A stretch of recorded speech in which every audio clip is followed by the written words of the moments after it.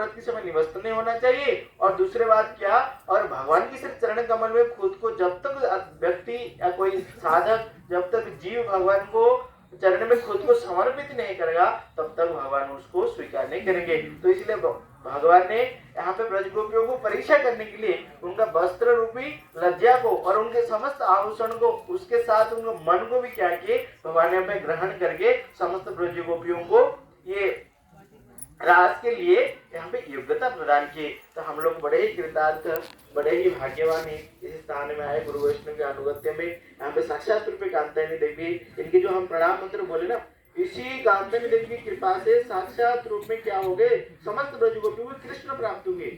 इसलिए ये जो जोगमाया देवी है, जो पूर्णवासी है, ये साक्षात रूप में कृष्ण के मधुर लीला को संपादन करने वाली है। ये साक्षात रूप में कृष्ण के रास में प्रवेश कराने वाली है। अगर इनको कोई प्रणाम करे, सच्चे मन से इनको कोई इनका साधन करे, इनको उपासना करे, तो इनकी कृपा से क्या होगा ना, ब्रज की मधुर लीला में प्रवेश होगा। इसलिए देखना जगन्नाथ जी, जगन्नाथ पूरी कभी गए कि नहीं गए हो? कौन कौन गया? हाथ उठाओ। देखो जब जगन्नाथ की रथ यात्रा होता है, रथ यात्रा के समय सर्वप्रथम कौन आते हैं बाहर, बताओ कौन आते हैं? बलराम, बलराम आते हैं? नहीं, सुदर्शन जी। ये जो सुदर्शन क्या करते हैं, ये विघ्न नाशनकारी। इसलिए भगवान सोचते हैं रथ तो बन गया, कहीं किसी प्रकार नेगेटिव एनर्जी तो नहीं है, सुदर्शन जाओ आपको देख लो। तो इसलिए सुदर्शन पहले आते हैं। उसके बाद कौन आते हैं? इसके बाद आते हैं बलदेव। देखो ये जो जगन्नाथ की रथ यात्रा है ना, ये कोई साधारण नहीं, ये गौड़ीय वैष्णव विचार यहाँ पे प्रतिष्ठित है। सर्वप्रथम सुदर्शन आए, इसलिए भक्त विघ्न विनाशकारी सुदर्शन के।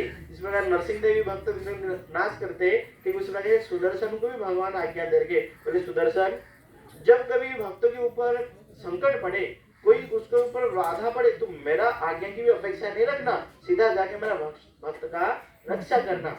इसलिए हम लोग सुन रहे थे ना अम्बरीश महाराज को, अम्बरीश महाराज ने इतने बड़े भक्त हुए, भगवान स्वयं क्या किए, सुदर्शन को भेज रखे थे।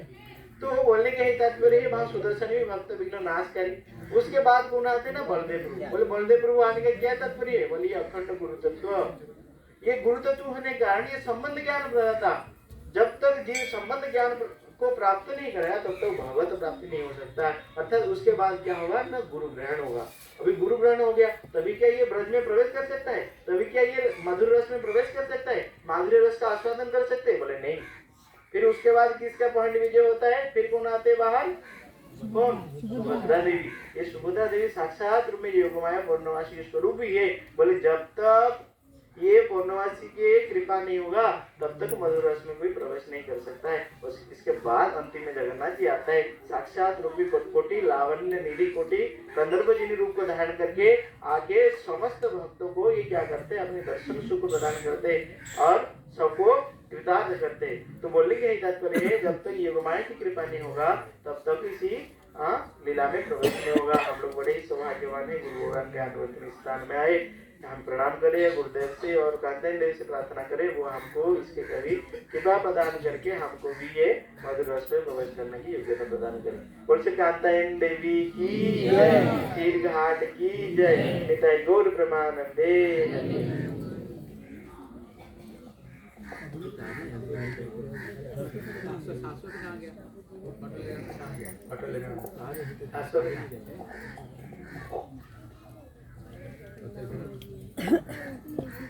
सर्वप्रथम दीक्षा गुरु पादपद्म निखिल प्रविष्ट ओम विष्णु पादश्लोकर्ष शिष्य में शील भक्ति विनाशील नारायण गोसाई महाराज जी के चरणों में।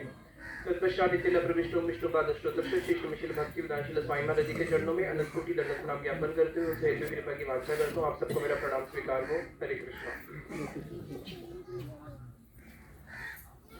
2 साल पहले जब हम यहाँ पे आए थे तो हमारे साथ हमारे परमेश्वरी प्रभु आए थे, उन्होंने बड़ी सुंदर कथा सुनाई थी, उसी को ही पुनः कीर्तन करते हैं।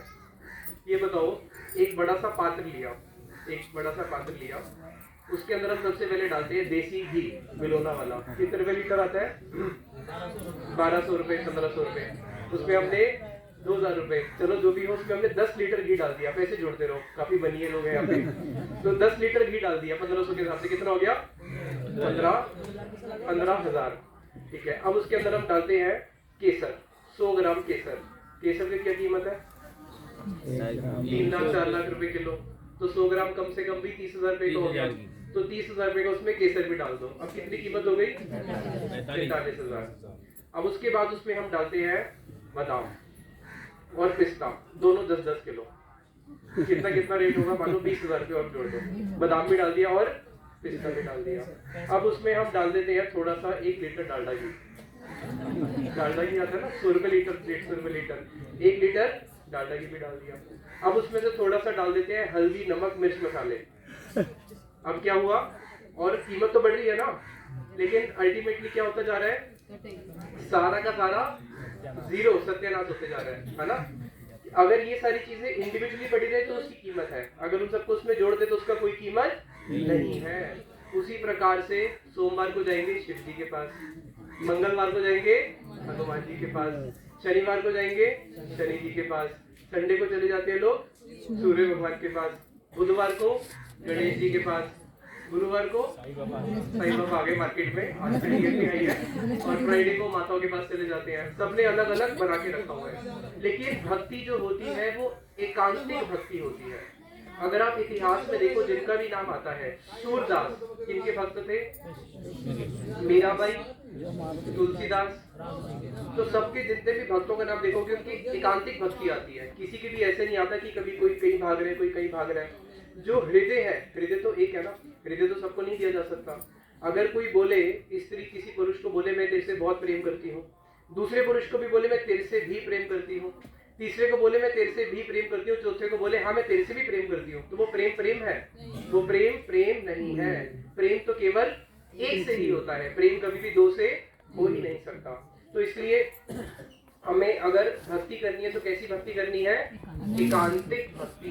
भगवान श्री कृष्ण भगवद गीता में बोलते हैं सर्वधर्मान परित्यज्य मामेकं शरणं व्रज। सारे धर्म को छोड़ के एकमात्र मेरी शरण में आओ। और ये जो स्थान है ये एकांतिक भक्ति का एक स्थान है, जहाँ पे गोपियां कृष्ण के प्रति क्या हुई है? एकांतिक शरणागत हुई है। अब भारी दृष्टि से अगर देखा जाए, कृष्ण ने गोपियों का चीर हरण किया, लेकिन इसको हमारे गुरुदेव बताते थे, गुरुदेव की कथा है जिसमें गुरुदेव बता रहे हैं कि शास्त्रों में 5 कन्याएं बताई गई हैं। 5 कन्याएं, ये शास्त्रों में जो 5 कन्याएं बताई गई है, कन्या किसको बोलते हैं? जिसका भी विवाह नहीं हुआ। 5 कन्या में सबसे पहला नाम बताया मंदोदरी। अब बताओ मंदोदरी का विवाह हुआ या नहीं हुआ? हुआ है। कितने विवाह हुए हैं? रावण, उसके 2 विवाह हुए हैं, लेकिन तब भी उसको क्या बोला? कन्या। द्रौपदी के कितने विवाह हुए हैं? 5, उसको भी क्या बोला? कन्या। कुंती के कितने विवाह हुए हैं? कुंती के भी 4-5 हुए हैं, अलग अलग 5 पुत्र थे ना, अलग अलग उसके सूर्य थे उसके, तो उसका भी क्या हो गया? उसको भी बोला कन्या। फिर अहिल्या को भी क्या बोला? अहिल्या को भी बोला कन्या। और 5वां कौन बताएगा? तारा की पत्नी। कौन? तारा, सुग्रीव के पास रही, तो उसको भी क्या बोला? कन्या। अब इनका तो 2 से अधिक विवाह है सबका, लेकिन तब भी इनको क्या बोला गया? कन्या। क्यों? क्योंकि ये कृष्ण के प्रति एकांतिक शरणागत है, कृष्ण के प्रति। तो अगर कोई कृष्ण के प्रति, जैसे हमारे गुरुदेव बोले, जब द्रौपदी का चीर हरण हो रहा था उस समय उनका वस्त्र बन के कौन आए थे? कृष्ण। तो उनके वस्त्र बन के उनके शरीर के साथ लिपट गए, दोष हुआ? दोष होता नहीं। इसलिए भगवान जो करते हैं कभी भी जीव वो नहीं कर सकता। जहाँ पे भगवान की सारी लीलाओं का वर्णन आया तो वहीं पे बताया तेजिया श्याम ना दोषाए अग्नि सर्व भुजो यथा। अग्नि के अंदर अगर आप मल डाल दो तो अग्नि अपवित्र होगी। मानो बहुत बड़ी अग्नि चल रही है, उसमें किसी ने मल डाल दिया, मूत्र डाल दिया, क्या अपवित्र होगी अग्नि? कभी ऐसा सुना कि अग्नि अपवित्र हो गई? अग्नि कभी अपवित्र नहीं होती। तो जब अग्नि ही इस जगत में अपवित्र नहीं होती, सूर्य अपवित्र नहीं होता, तो भगवान यत् चक्षुरे सविता सकल ग्रहणम राजा समस्तुरा मूर्ति आशेष तेजा यस्य आज्ञा ब्रह्मति काल चक्रो गोविंदम आदि पुरुषम तम हम भजामी। जिनकी एक आंख के इशारे से अनंत कोटि ब्रह्मांड में जितने सूर्य हैं प्रकट होते हैं, जिनकी एक आंख के इशारे से सामृतो काल चक्रो, ये काल चक्र है ना, कैलेंडर, सब काल के अंडर, इसलिए हो गया कैलेंडर। तो ये जो काल इतनी तीव्र गति से चल रहा है, ये काल कभी रुकता है कि चलो मैं एक क्षण के लिए रुक जाऊं? नहीं, ये काल भी किसके इशारे से चल रहा है? भगवान कृष्ण की एक इशारे से चल रहा है।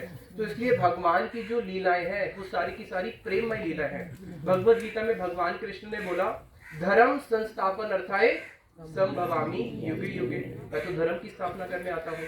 तो वहां पे भागवतम में प्रश्न पूछा, गोपियों के वस्त्र चोरी करके कौन सा धर्म की स्थापना करी?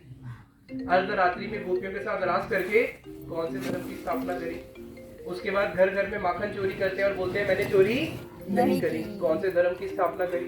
रण के बीच में ही रण छोड़ के भाग गए, कौन से धर्म की स्थापना करी? उसके बाद क्या किया? 16,108 विवाह कर लिया, कौन से धर्म की स्थापना करी? और विवाह तो किया, उसके बाद पत्नियों को छोड़ के स्वधाम खुद चले गए, भाई कौन से धर्म की स्थापना करी? तो बताया कि भगवान भगवत गीता में फिर एक बात और बोलते हैं कि मैं धर्म स्थापना तो करने आता हूँ, जन्म कर्म च में दिव्यमेवं यो वेति तत्वता त्यक्त्वा देहम पुनर्जन्म ना एति माम एति सो अर्जुना, कि अर्जुन लेकिन मेरी जितनी भी लीलाएं हैं, जो भी मैं जन्म लेता हूँ, जो मैं कर्म करता हूँ, मेरी जितनी भी ये सारी लीलाएं हैं, इसको संसार के लोग नहीं समझ सकते। भक्तिया माम भी जानती, केवल मेरे भक्त ही मेरी लीला को समझ सकते हैं, और जो मेरी लीला को समझ लेगा त्यक्त्वा देहम पुनर्जन्म ना एति मामेति सो अर्जुना, ये शरीर त्यागने के बाद उसको दोबारा भौतिक इस शरीर में नहीं आना पड़ेगा और वो भगवान को ही प्राप्त करेगा। तो भगवान ने ये जितनी भी लीलाएं करी हैं, ये उनकी सारी की सारी प्रेम धर्म को स्थापन करने के लिए आए हैं। कौन सा धर्म? प्रेम धर्म। इसलिए जो ब्रज की लीलाएं हैं, देखो ब्रज की लीला ये देखने के लिए आए, ब्रह्मा जी देखने के लिए आए। जब ब्रह्मा जी ब्रज की लीला देखने के लिए आए, उन्होंने कौन सी लीला देखी? अभी हम गए थे ना, बचपन सुन के आए हो वहां पे। जब वो सखे की लीला नहीं समझ पाए, सखाओं की लीला नहीं समझ पाए, तो गोपी और कृष्ण की समझ पाएंगे क्या? तो सोचो, ब्रह्मा जी जिन्होंने इतनी बड़ी सृष्टि करी है, उनके कितने मुख है? 4। जब वो नहीं कृष्ण की लीला समझ पाए, तो क्या आप और हम समझ सकते हैं? नहीं समझ सकते। इसलिए जगत के लोग क्या बोलते हैं? भगवान करे तो लीला, हम करे तो करेक्टर लीला, क्योंकि वो भगवान की लीलाओं को नहीं समझ सकते। ब्रह्मा जी भी नहीं समझ सकते, यहाँ तक कि बड़े बड़े देवता को तो कहना ही क्या, भगवान को अगर हम जानेंगे तो कैसे जानेंगे? शास्त्र पढ़ के। आज हम राम जी के बारे में जानते हैं तो कैसे जानते हैं? रामायण से तो जानते हैं। कृष्ण को जानते हैं तो भागवतम से जानते हैं। तो शास्त्र बोलते हैं श्रुति भी विज्ञान। अरे जो श्रुतियां ही कृष्ण को नहीं जान पाई, तो हम उनको पढ़ के भगवान को कैसे जान लेंगे? श्रुतियां भी आज तक कृष्ण को नहीं जान पाई। उनका अन्वेषण कर रही है कि कब हम पे ब्रजवासियों की कृपा हो और हम भी कृष्ण को जान पाए। तो भगवान कृष्ण की जितनी भी लीलाएं हैं, वो सारी की सारी लीलाएं भक्तों को आनंद देने के लिए होती है। किसको आनंद देने के लिए? भक्तों को भगवान की लीला सुन के बड़ा आनंद आता है। जब श्रीमद चैतन्य महाप्रभु दक्षिण भारत में गए, तो वहां पे एक भक्त थे जिनको उनके गुरुजी ने आज्ञा दी थी कि आप भगवत गीता पढ़ो। अब उनको गीता पढ़नी नहीं आती थी, शब्द अशब्द ना जानी, उनको कुछ अर्थ का ज्ञान ही नहीं था, शब्द का पता ही नहीं था। तो वो क्या करते थे? अपने सामने गीता को रख के पढ़ते थे और उनको ये भी नहीं पता था गीता उल्टी है या सीधी है। तो सब लोग उसका मजाक उड़ाते थे, अरे ये क्या, इसको तो कोई शब्द का ज्ञान ही नहीं है, ये क्या गीता पढ़ेगा। जब चैतन्य महाप्रभु गए, भाई तुम क्या करते क्या हो, तुम्हें तो शब्द अर्थ भी आता नहीं है। बोले कि मैं तो गीता पढ़ना नहीं जानता, बट मेरे गुरु का आज्ञा है, इसलिए मैं क्या करता हूँ, गीता को रख के अपने सामने बैठ जाता हूँ। जावत पढ़ो तावत पाओ कृष्ण दर्शन, लेकिन जब भी मैं इसको पढ़ता हूँ मुझे क्या होते हैं? कृष्ण के दर्शन होते हैं। इसलिए मेरा मन गीता को छोड़ने का करता ही नहीं है। अब हम इन स्थानों पे आते हैं, बहुत साधारण तरीके से आते हैं, थोड़ा लस्सी वस्सी खाते हैं, हा हा कुहू करके चले जाते हैं। लेकिन जब हमारे गुरुदेव इस स्थान पे आते थे, जैसे भी पहले स्थान हमने मानसरोवर पे जाना था, जब हमारे गुरुदेव इन स्थानों पे आते थे, गुरुदेव अपना कुर्ता उतार के पूरा भूमि पे लोटपोट होते थे। इन वृक्षों को, जिन वृक्षों के आसपास हम खड़े होकर सेल्फियां फोटो खिंचवा रहे होते हैं, उन्हीं वृक्षों को गुरुदेव क्या करते थे? पकड़ के आलिंगन करते थे। और गुरुदेव यहाँ पे क्रंदन करा करते थे, रोया करते थे। क्यों? क्योंकि उनका इन सारी वस्तु के साथ एक संबंध है। हमारा भी संबंध उदय नहीं हुआ है। जैसे मानो एक माता का पुत्र विदेश पढ़ने चला गया, 2, 3, 4, 5, 6, 7 साल हो गए, अभी तक आया नहीं, वहीं पे ही पढ़ता है, कभी कभी फोन पे बात होती है। एक दिन माता क्या कर रही थी, अपने घर में पुराने कपड़े, दिवाली का समय आएगा तो सारा सफाई कर रही थी। सफाई करते करते उसके सामने पुत्र का पुराना स्कूल का एक कपड़ा आ गया, स्कूल का कोई यूनिफॉर्म आ गया। अब उसको देखते ही वो क्या करेगी? एकदम से उसने रोना शुरू कर दिया। अब जो काम करने वाली है या जो और लोग हैं, अरे क्यों रो रही है, अब उनको समझ में आएगा क्यों रो रही है? वो नहीं समझ सकते। उसी प्रकार से क्यों? उसका संबंध है, संबंध होने के कारण क्या करती है? कपड़े को देख के भी रोती है। तो हमारे श्रील भक्ति विनोद ठाकुर जी बोलते हैं कीर्तन में, क्या है वो? राधा कुंड तटा कुंज कुटीरा ए उदीपक मानी तू या उदीपक मोर प्राण, इहा छोड़त कहीं नहीं जाऊं, इहा छोड़त प्राण हराऊं, भक्ति विनोद कहे सुनकान तू या उदीपक मोर प्राण। जैसे उसको उस वस्त्र को देख के अपने पुत्र का उदीपन हुआ ना, पुत्र का, उसी प्रकार से इन सारी लीला स्थलियों पे जब हम आते हैं तो हमारे गुरुवरों को इस लीला का एकदम से हृदय में उदीपन हो जाता है। और उदीपन होते ही फिर उनके हृदय जो है एकदम से भर जाता है और वो क्रंदन करना शुरू करते हैं। तो ये जो ब्रज भूमि है, ये सारी की सारी जो ब्रज भूमि है, ये कृष्ण लीला की साक्षी है। और यहाँ पे जो चीर हरण जो लीला हुई है, यहाँ पे हम हर स्थान से हमें कुछ ना कुछ मांगना चाहिए। तो इस स्थान से हम ये मांगे कि हमारे हृदय के अंदर भी कृष्ण के प्रति कैसा भाव हो, एकांतिक भाव। कैसा भाव? एकांतिक भाव, कि मेरे तो गिरधर गोपाल दूसरा ना कोई। तो हम जब गोविंद देव जी मंदिर में देखते हैं जयपुर में, यहाँ पे आके वो लोग कीर्तन तो करते हैं ये लोग, उसके बाद फिर हनुमान जी के पास जाते हैं, उनको भी बोल देते हैं हनुमान तू ही हमारा सहारा है और हमारा कोई नहीं है। फिर किसी और मंदिर में जाते हैं तो किसी और को बोलते हैं। तो हमें भगवान के साथ एकांतिक भक्ति रखनी है, और ऐसी भक्ति रखनी है जिसके अंदर ब्रजवासियों ने कभी भी कृष्ण से कुछ आकांक्षा नहीं करी, कुछ मांगा नहीं। उन्होंने तो यहाँ तक ये तक बोला है कि गोपियां बोलती है कि अगर आप हमें दुख देके सुखी हो तो वो सुख ही हमारे लिए महासुख है। जब मथुरा और वृंदावन, बताओ वृंदावन से मथुरा कितनी दूर है? 10 कौन बताएगा? 10 वृंदावन से मथुरा हमारे गुरुदेव बोलते थे केवल एक सीमा, जहाँ वृंदावन की सीमा खत्म हुई वहां से मथुरा की चालू हो गई, केवल एक उंगल दूर है। अब कृष्ण मथुरा चले गए। जब कृष्ण मथुरा चले गए, सारे ब्रजवासी पूरा जीवन क्रंदन करते रहे, लेकिन कभी मथुरा क्यों नहीं गए कृष्ण से मिलने? जा सकते थे ना। क्यों? अगर कृष्ण हमें दुखी देख के खुद सुख है मथुरा में, तो उसके सुख में हमारा सुख हम क्यों जाए? तो ऐसा प्रेम है ब्रजवासियों का। तो इसलिए इस ब्रजरज से यही मांगी कि हमें ब्रज का भाव मिले, क्योंकि इस ब्रजरज से ब्रज भाव मांगने के लिए श्रुतियां, यहाँ तक कि ब्रह्मा, शिवजी, सनक, सनंदन, ये जो चतु सन है, सारे वेद पुराण जितनी भी ऋषियां हैं, ऋषि मुनि है, सब ने इस ब्रजरज से यही मांगा है कि हमें क्या मिले? शुद्ध ब्रजवासियों के भाव मिले। इसी के साथ में वाणी को विश्राम देता हूँ। निताई गौर प्रेमानंदे हरि हरि। बस आ गई है, कब की बस आ गई। बहुत देर हो गई। इसके बाद में प्रसाद भाई कहाँ पर? अब हम चलेंगे बिहार में, फिर